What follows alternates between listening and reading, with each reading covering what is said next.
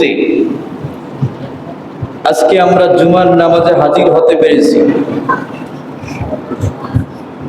যেই মুহূর্তটার ভিতরে সারা বাংলাদেশে একটি খুশির জোয়ার বয়ে যায়। আলহামদুলিল্লাহ বলেন। সারা বাংলাদেশে, শুধু বাংলাদেশ নয়, সারা পৃথিবীর যত দেশ আছে সকল দেশের মানুষ বাংলাদেশের জন্য খুশি। আলহামদুলিল্লাহ। আপনি আমি জানি 1971 সালে যুদ্ধ করে লক্ষ লক্ষ মা বোনদের ইজ্জতের বিনিময়ে, রক্তের বিনিময়ে এ বাংলাদেশ স্বাধীন হয়েছিল। এই ইতিহাস আমরা বইতে, স্কুলে, কলেজে, ভার্সিটিতে, মাদ্রাসায় গেলে আমরা পড়ে থাকি। কিন্তু এখন কোন মাস চলে?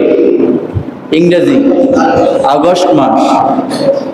এই আগস্ট মাসে মহান রব্বুল আলামিন তার কিছু কবুলিয়াত বান্দাদের রক্তের বিনিময়ে আবারও বাংলাদেশ স্বাধীন করেছেন। আলহামদুলিল্লাহ বলেন। আবারও বাংলাদেশ স্বাধীন করেছেন রক্তের বিনিময়ে। পৃথিবীতে আমরা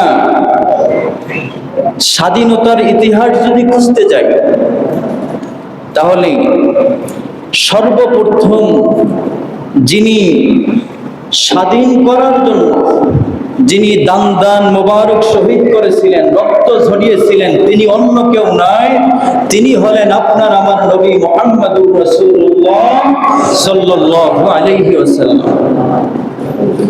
আপনার আমার নবী ইসলামকে বিজয় করার জন্য,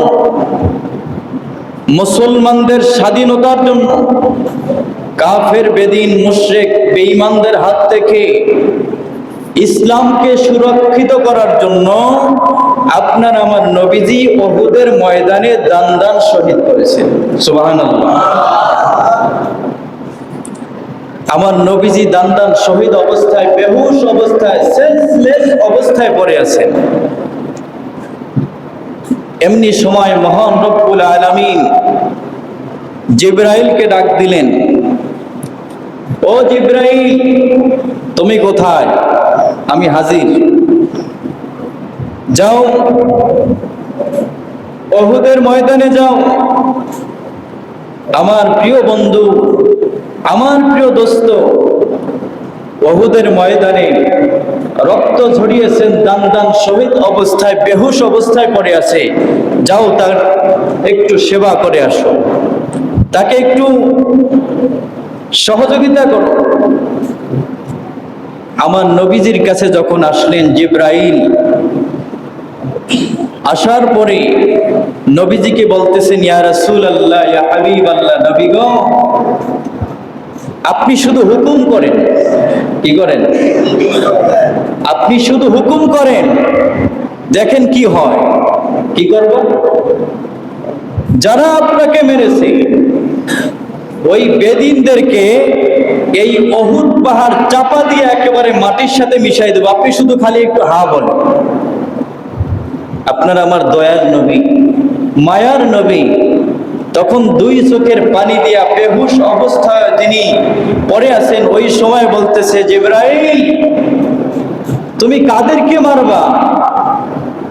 যাদেরকে মারবা তাদেরকে দিয়েই এক সময় ইসলামের পতাকা উড্ডীন হবে। সুবহানাল্লাহ। সেই সময় কারা ছিল? এক শ্রেণীর যুবক, অল্প বয়সী যুবক।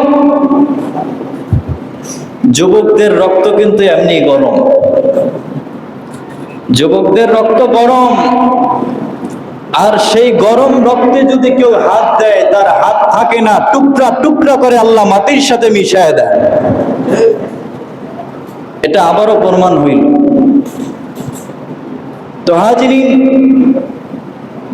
এজন্য পৃথিবীর ইতিহাস যদি আমরা খুঁজি, এই পৃথিবীতে একজন নিকৃষ্ট জালেম ছিল, যার নাম হলো ফেরাউন। নাম কি?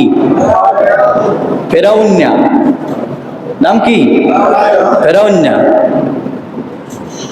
এই ফেরাউন আল্লাহর বন্ধু, আল্লাহর খলিল হযরত মুসা আলাইহিস সালাতু ওয়াস সালামকে কম জ্বালান জ্বালায় না।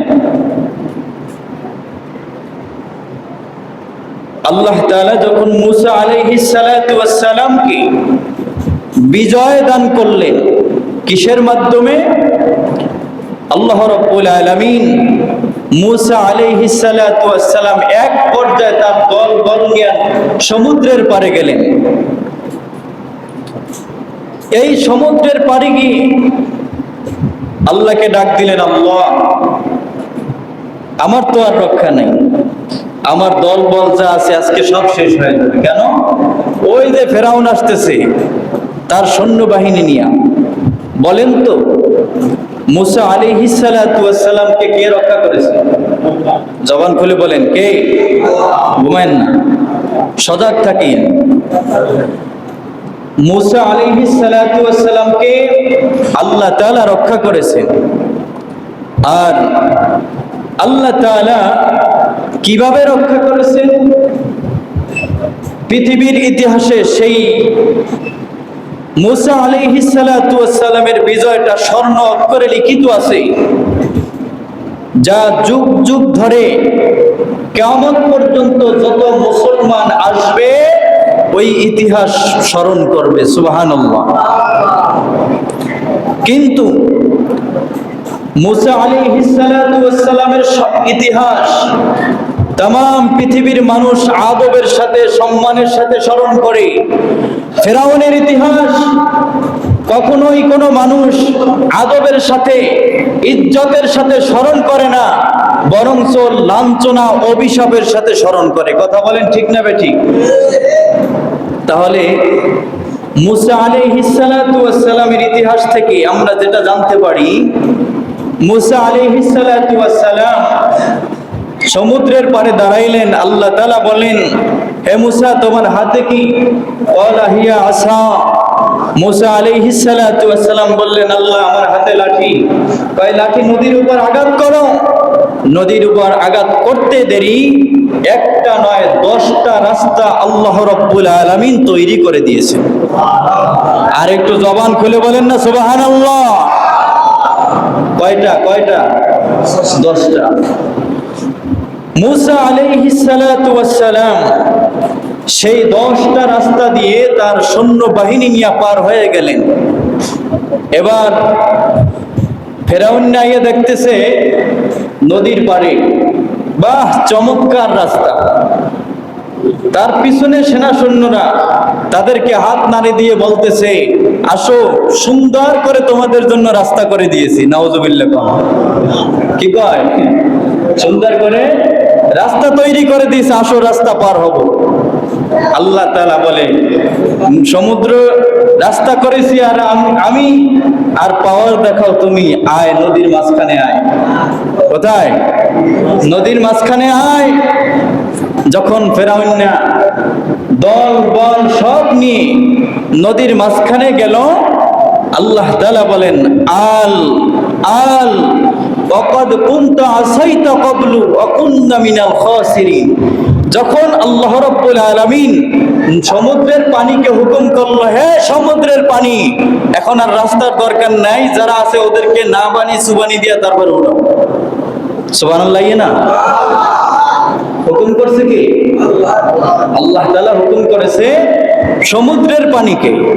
এখন যখন মুসা আলাইহিস সালাতু ওয়াস সালাম পার হয়ে গেল, তার সেনা সৈন্যরা সব পার হয়ে গেল। ফেরাউন যখন তার দলবল নিয়ে গেল, ওর যত সৈন্য আছে সব পানির ভিতরে চুবানি খাইয়া দুনিয়া থেকে চিরতরে মুছে গেল। এখন আছে শুধু ফেরাউন। কেরা? ফেরাউন ডুবে কিন্তু মরে না। কি করে না? ডুবে কিন্তু মরে না। জিবরাইল আলাইহিস সালাতু ওয়াস সালাম বলতেছে, আল্লাহ ফেরাউন গানে এত চুবান চুবাই কিন্তু ফেরাউনে তো মরে না। কয় কারণ আছে।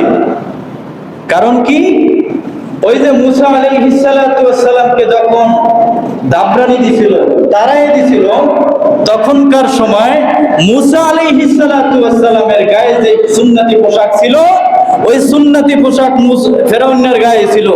আল্লাহ তাআলা বলতেছে যে আমার নবী মুসার পোশাক যতক্ষণ ওর গায়ে থাকবে ততক্ষণ আর ডুববে না। সুবহানাল্লাহ বলেন।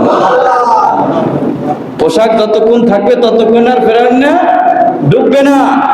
এজন্য ইতিহাস থেকে স্মরণ করা উচিত, বাংলাদেশের ভিতরে যারাই জুলুম করেছে, জুলুম করতে করতে করতে করতে এক পর্যায়ে এমন জুলুম করেছে, যখন যুবকদের রক্ত ঝরিয়েছে, যখন যারা পৃথিবীর শ্রেষ্ঠ সন্তান ওলামায়ে কেরামদের রক্ত যখন মাটিতে ঝরেছে, তখন আর তাদের ক্ষমতা টিকে নাই, তখন পদত্যাগ করে পদত্যাগপত্র জমা দিয়ে তারপরে চোরের নহন পালিয়ে যাইতে হয়েছে। কথা বলেন ঠিক কিনা? অতএব ইতিহাস থেকে শিক্ষা নেওয়া উচিত। ইতিহাস কখনো ছাড় দেয়, ছেড়ে দেয় না। ইতিহাস কি করে? ছাড় দেয় কিন্তু ছেড়ে সাবধান। এজন্য যখনই মুসা আলাইহিস সালাতু ওয়াস সালামের যে সুন্নতি পোশাক ফেরাউনের গায়ে ছিল, আল্লাহ তাআলা জিবরাইলকে অর্ডার করলো ওর পোশাকটা ছিঁড়ে ফেলো। যখনই টান দিয়ে ছিঁড়ে ফেললেন, তখনই ফেরাউনটা ডুবে গেল। সুবহানাল্লাহ বলেন। এটা কার কুদরত? কার? বলেন কার? আল্লাহর ধরা বড় শক্ত, মারাত্মক ধরা। যদি কাউকে ধরে, এমন ধরাই ধরে পৃথিবী থেকে তার নাম নিশানা মুছে ফেলে। কি ইতিহাস জানেন না আপনারা? সাবধান। এজন্য আমরা আজকে যে বিষয়টা শুনবো, বিজয় আমাদের হয়েছে কিসের বিনিময়ে? রক্তের বিনিময়ে, দোয়ার বিনিময়ে। এখন সেই বিজয় পেয়ে যদি আমরা মানুষের বাড়িতে হামলা করি, মানুষের ব্যবসা প্রতিষ্ঠানে হামলা করি, তারপরে মানুষের জান জীবন নষ্ট করি, আল্লাহ তাআলা বলেন এই বিজয় কখনো স্থায়ী হবে না। এই বিজয় কখনো স্থায়ী হবে না। আমার নবীজি কি করেছেন? যখন বিজয় হয়েছে, মক্কা যখন বিজয় হয়েছে, তখন আমার নবীজি সাহাবায়ে কেরামদেরকে নিয়ে 2 রাকাত নফল নামাজ পড়লেন, পরের দিন রোজা রাখলেন। সুবহানাল্লাহ। এটা হলো আমার নবীজির শিক্ষা। কার শিক্ষা? নবীজির শিক্ষা। আর নবীজির শিক্ষা থেকে যারা শিক্ষা অর্জন করবে, তারাই কিয়ামতের ময়দানে সফল কাম হবে। সুবহানাল্লাহ। এখন আমরা সমাজে কিভাবে মানুষ শান্তিতে থাকতে পারে, মানুষ কিভাবে শান্তিতে সুখ দুঃখে আমরা মানুষের পাশে দাঁড়াতে পারি, সেই বিষয়ে লক্ষ্য করে আমাদের সামনে আগাতে হবে। আল্লাহ তাআলা আমাদেরকে ওই বিষয়টার উপর খেয়াল রেখে মানুষের জান মালের নিরাপত্তা দিয়ে, মানুষের ইজ্জত সম্মানের নিরাপত্তা নিশ্চিত করে আল্লাহ তাআলা আমাদেরকে সামনে আগানোর তৌফিক দান করুন। সকলে বলুন আমিন। আরো জোরে বলুন আমিন। এখন বিজয় আল্লাহ তাআলা দিয়েছেন। কে দিয়েছেন? বলেন, বিজয় দেওয়ার মালিক কে? আপনি 1000 বার চেষ্টা করলে বিজয় আসবে? যদি আল্লাহ তাআলা না দেয়, যত চেষ্টা করেন আসবে? অতএব যেই মহান রব্বুল আলামিন আপনাকে বিজয় দান করেছেন, সেই মহান রবের গোলামি করতে হবে। কার গোলামি? রবের গোলামি করতে হবে। আর রবের গোলামি যেই ব্যক্তি পরিচয় নিয়ে যাবে, আল্লাহ তাআলা বলেন, আয়ো তোমাকে আমি তোমার জন্য জান্নাত রেডি করেছি, তোমাকে ওই জান্নাতই দিব আমি। সুবহানাল্লাহ। তো আল্লাহ তাআলা আমাদের সবাইকে বিজয় যেহেতু দিয়েছেন, ইজ্জত সম্মান আফিয়াতের সাথে এই বিজয়ের উপর আমাদেরকে ইস্তেকামত থাকার তৌফিক দান করুন। বলেন আমিন।